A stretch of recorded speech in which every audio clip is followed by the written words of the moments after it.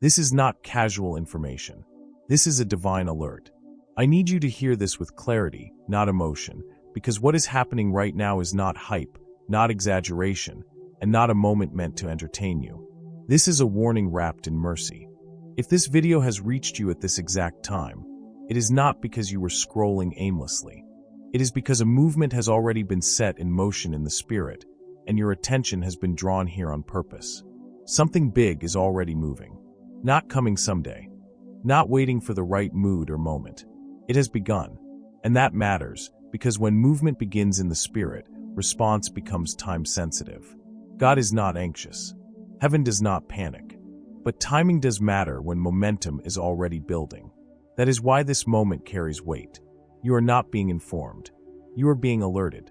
Let me be very clear about what something big means, because many people misunderstand this language. This is not hype. This is not an emotional rush. This is not a motivational surge that fades by tomorrow. This is a spiritual movement that has already been released and is advancing. Movements don't announce themselves with noise at first. They announce themselves with pressure, with shifts, with subtle but undeniable changes in the atmosphere of your life. And if you are honest, you have already felt it. You've noticed the dreams, not dramatic dreams, but unusual ones that linger longer than normal. You wake up and they stay with you. You've noticed delays that don't make sense logically, doors that didn't close aggressively, but simply refused to move forward. You felt pressure that rises and falls without a clear external cause. Some days feel heavier, some days feel charged, and the pace of your life feels different, as if time itself has tightened. These are not random experiences. They are indicators. Here is the truth most people miss. When heaven moves, darkness reacts. Not because darkness is winning, but because darkness is exposed by movement. Reaction does not mean failure. Reaction means proximity. The closer you get to alignment, the more resistance tries to interfere. That does not mean you are doing something wrong. It often means you are finally in the right zone. Breakthrough rarely announces itself from far away. It doesn't always arrive with fireworks.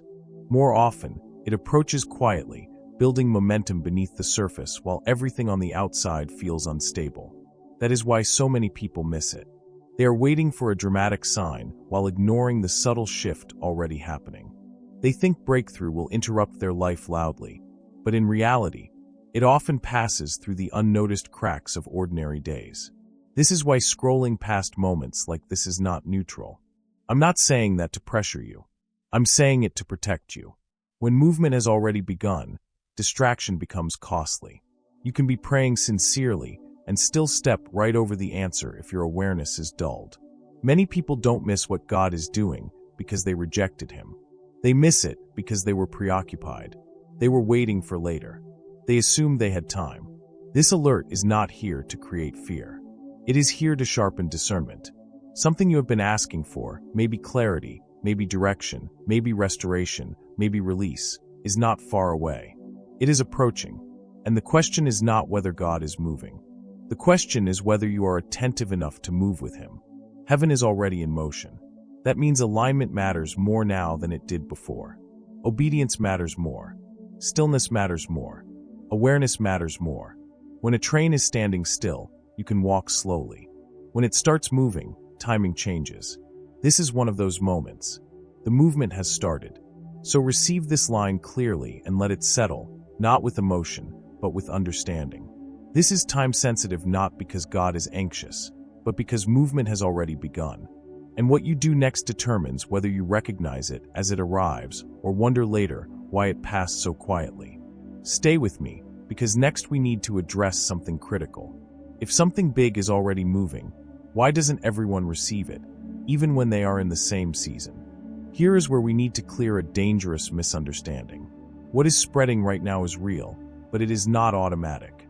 It is not received by everyone who happens to be alive in the same season. This is not about favoritism. It is about positioning. God is just, but spiritual movements still require alignment to be received. Not every heart can carry what heaven is releasing. Not every posture is ready for what is moving. And that truth can be uncomfortable because many people assume that if God is doing something big, everyone benefits equally. But scripture and history say otherwise. Moments of divine movement always separate the attentive from the distracted, the aligned from the misaligned, the responsive from the passive. Let me say this clearly. What is spreading is not limited by God's willingness. It is limited by human readiness. There are three things that determine whether someone actually receives what is moving right now. Alignment, attentiveness, obedience. Alignment is not perfection. It is direction. It means your inner life is facing the same way heaven is moving. Your values, your priorities, your decisions are not fighting the flow of God. Many people want breakthrough while living in opposition to the very structure required to sustain it. But breakthrough does not bypass character. It does not land on a life that would collapse under its weight. Attentiveness is the second filter. God does not shout over noise you refuse to turn down. Many miss divine moments not because God didn't speak, but because their attention was fractured. Constant input dulls spiritual perception. When everything has your focus, nothing has your discernment. What is spreading requires awareness, not obsession, but wakefulness. Those who are spiritually alert recognize movement early. Those who are distracted notice it only in hindsight. Obedience is the third and most costly filter. Destiny does not arrive to passive observers. It responds to movement.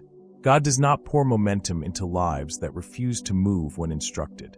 Obedience is not about understanding everything. It is about responding to what you already know. Many people delay because they are waiting for certainty. But certainty is rarely given before obedience. It is revealed through it. This is where common misconceptions become dangerous. One of them is the idea, God will do it anyway. As if alignment is optional. As if posture doesn't matter. That belief sounds spiritual, but it produces passivity. Another lie is, I'll prepare later. As if later is guaranteed. As if momentum waits for convenience. Scripture tells us the truth without apology. In Habakkuk 2 verse 3, we are told that the appointed time arrives. It does not ask permission. It does not negotiate schedules. It comes, and when it does, there is no time to prepare. There is only time to respond. That is why preparation always happens before movement becomes obvious. When the wave reaches shore, you either know how to move with it or you get knocked off your feet. No one learns how to swim in the middle of a storm. They learn before the waters rise. This is why alignment matters so much right now. What is spreading is not chaotic. It is precise. It carries weight, and weight requires structure. God is not withholding from people. He is protecting them. Because releasing something powerful into a life that is unaligned is not blessing. It is exposure. Understand this. Preparation is not panic. It is posture. God is not calling you to fear. He is calling you to face the direction heaven is already moving, to quiet what competes for your attention, to respond to the instructions you have already received but postponed. This is not about doing more. It is about adjusting direction. Some people will look back at this season and say, I don't know why nothing changed for me. And the answer will not be that God forgot them. It will be that they were waiting to feel ready while the moment required response. Readiness is not a feeling. It is a position. Others will say, everything shifted so fast. And it will be because they were already aligned when the movement reached them. This is the dividing line of moments like this. Not between good people and bad people, but between those who stayed awake and those who assumed there would be more time. Stay with me, because now we need to talk about what is actually happening in the spiritual atmosphere that makes this season so sensitive, and why discernment matters more now than it has in a long time. Now we need to talk about the atmosphere you are sensing, because many people are mislabeling it. What you are feeling is not just social tension, not just bad news cycles, not just cultural instability. There is a fog settling over the world, and it is not metaphorical. It is spiritual distortion. And if you felt like something is off, even when nothing obvious is wrong, you're not imagining it. This fog is not created by God.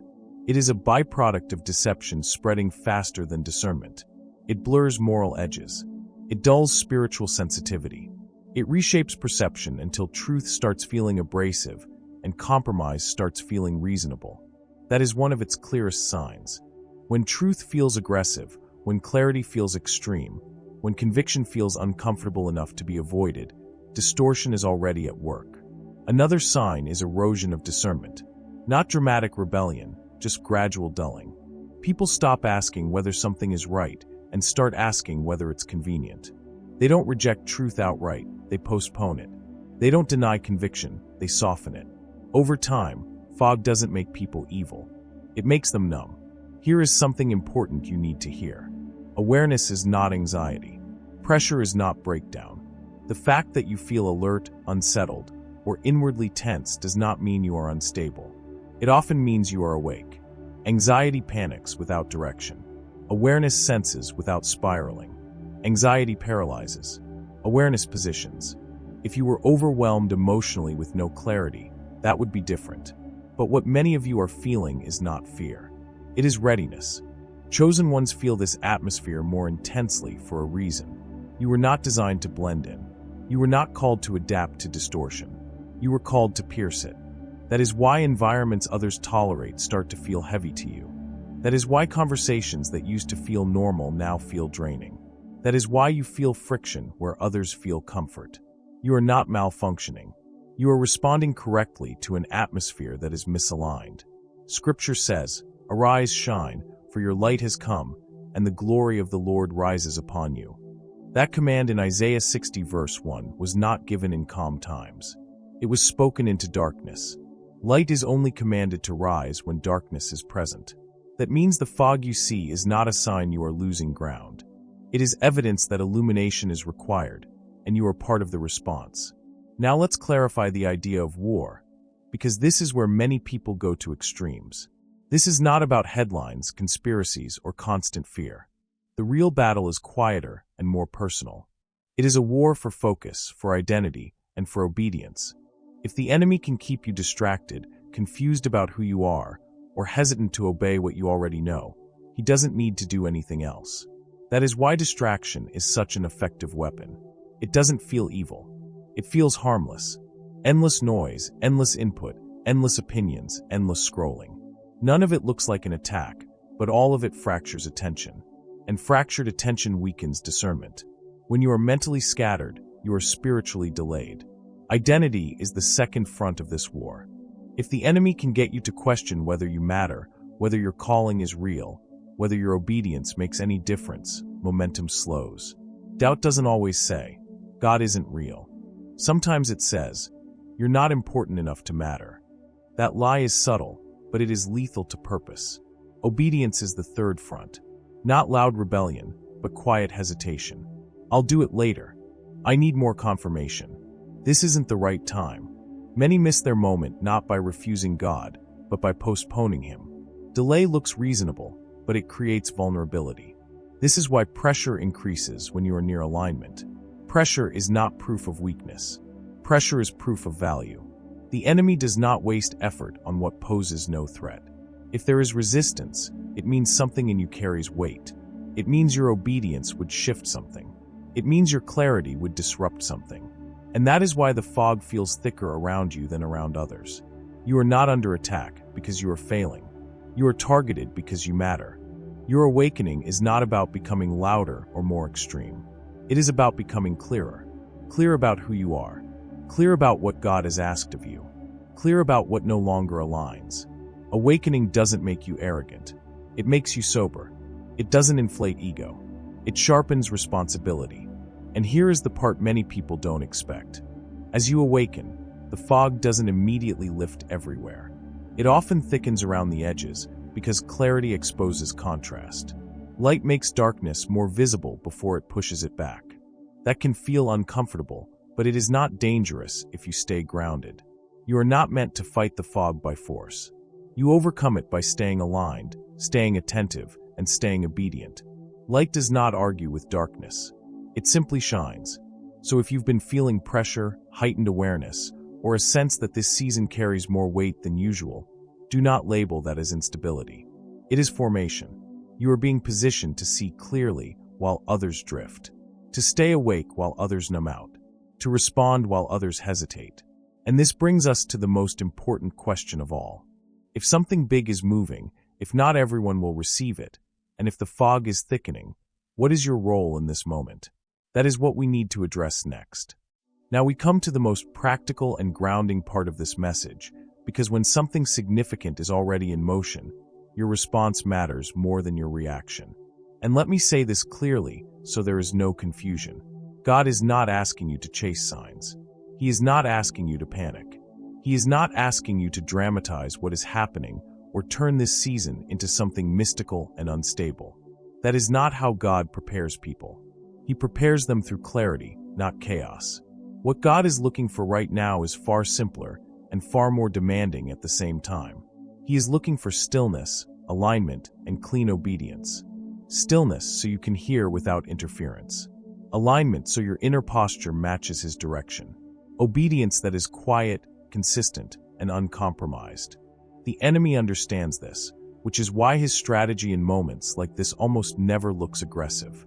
He uses 3 weapons that feel harmless on the surface, but are extremely effective if you don't recognize them. The first is distraction. Not outright sin, just noise. Endless information, endless opinions, endless stimulation. When your mind is full, your spirit has no room to respond. Distraction doesn't stop you from believing in God. It stops you from hearing Him clearly. The second weapon is distortion. This is when truth gets blurred just enough to feel optional. When obedience starts to feel extreme. When conviction feels uncomfortable enough to postpone. Distortion doesn't tell you God is wrong. It tells you timing is flexible when it's not. It whispers, later is wiser, even when later is disobedience. The third weapon is delay, and this one is the most dangerous because it often dresses itself as wisdom. It sounds responsible. It sounds thoughtful. I just need more confirmation. I need to be more prepared. I'll act when things settle. But here is the truth. When God has already made something clear, delay is not neutral. Delay creates vulnerability. Delay opens space for confusion, fear, and second-guessing to grow. Scripture gives us the correct order very plainly. Submit yourselves therefore to God. Resist the devil, and he will flee from you. James 4 verse 7 does not say resist first. It says submit first. Authority flows from alignment, not effort. You don't overcome pressure by pushing harder. You overcome it by coming under God's order. So what does preparation look like in real life right now? It starts with reducing noise. That means being intentional about what you allow into your mind. Not everything deserves your attention. Not every conversation is worth your energy. Not every opinion needs a response. Silence is not avoidance. Silence is often the environment where discernment sharpens. Preparation also means rebuilding the altar. Not in a dramatic way, but in a disciplined one. Prayer that is honest, not rushed. Time in the Word that is consistent, not occasional. Stillness where you stop talking long enough to listen. You don't need longer prayers. You need clearer ones. You don't need new revelation. You need to obey what you already know. Another part of preparation is cleaning your circles and your schedule. This is uncomfortable for many people because it forces honesty. Some relationships are not sinful, but they are distracting. Some routines are productive, but they are misaligned. Some commitments look good on the outside, but they drain what God is trying to strengthen on the inside. Preparation means asking hard questions. Does this help me stay aligned? Does this sharpen my obedience? Does this environment make it easier or harder to hear God? God is not calling you to isolation, but He is calling you to discernment. Everyone cannot walk with you in every season. That is not rejection. That is wisdom. And schedules matter more than people realize. What you consistently give time to is what shapes you. Preparation may mean removing some things that once felt necessary but are no longer assigned. Here is something many people misunderstand. Preparation is not about becoming impressive. It is about becoming available. You don't need a platform. You don't need recognition. You don't need perfect conditions. You need obedience. Quiet obedience carries more weight than loud ambition. God moves through people who are responsive, not those who are waiting to feel ready. Comfort is not the goal right now. Alignment is. Comfort often keeps people stationary when movement is required. God rarely prepares people by making them comfortable. He prepares them by making them clear. Clear about what to release. Clear about what to pursue. Clear about what matters most. And here is the reassurance you need to hear. You are not behind. You are not missing it. You are being positioned. But positioning requires response. Not panic. Not performance. Response. So if you're wondering what to do in this moment, start here. Get quiet. Reduce noise. Return to prayer. Clean what needs to be cleaned. Obey what has already been revealed. You don't need to force a door open. You need to be ready when it opens. And that brings us to the final and most important part.